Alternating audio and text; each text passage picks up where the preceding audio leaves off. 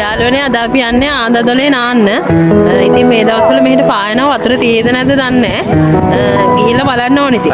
වතුර තිබ්බොත් අනිවාර්යෙන් නානවා. මේ තියෙන්නේ ආන්දදොල යනකොට පාරේ හම්බෙන මේ රෙමුණ වැව. මේ කට්ටියක් නානවා පේනවාද? ස්විමින් කරන කට්ටියක් නානවා. මේ තියෙන්නේ කොරණ පැත්තේ ඉඳන් එනකොට හම්බෙන රෙමුණ වැව. ඒ වැව පහ කරලා යන්න ඕනේ මේ ආන්දදොලට. අපි එහෙනම් ගිහිල්ලා බලමු.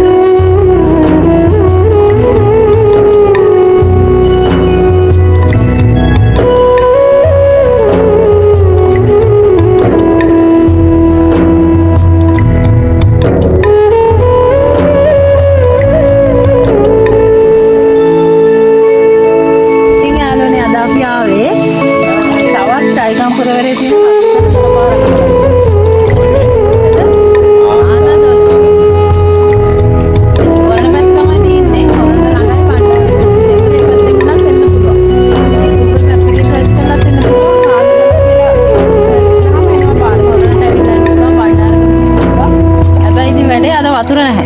නාන්න පුළුවන් කියන වතුරක් නැහැ.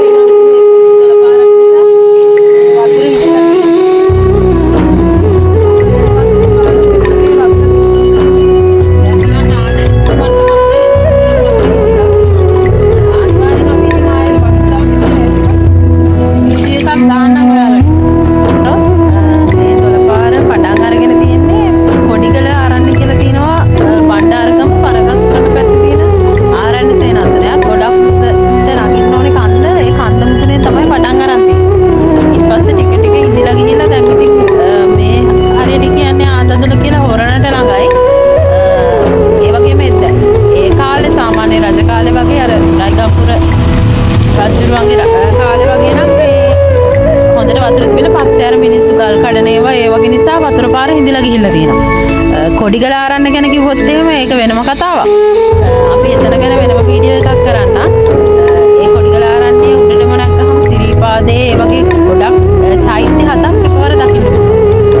ඒ වෙනම අපි වීඩියෝ එකක් දාන්න කොඩිගල ආරන්නේ ගැන. එතන තමයි මෙතන පටන් ගන්න තැන මේ දොළ පාරේ තිබිලා තියෙන්නේ. දැන් නම් වෙනස් වෙලා තියෙනවා. දැන් ඒව හිඳලා ගිහිල්ලා සාමාන්‍ය දුරකින් ඉඳන් තමයි පටන් ගන්නේ.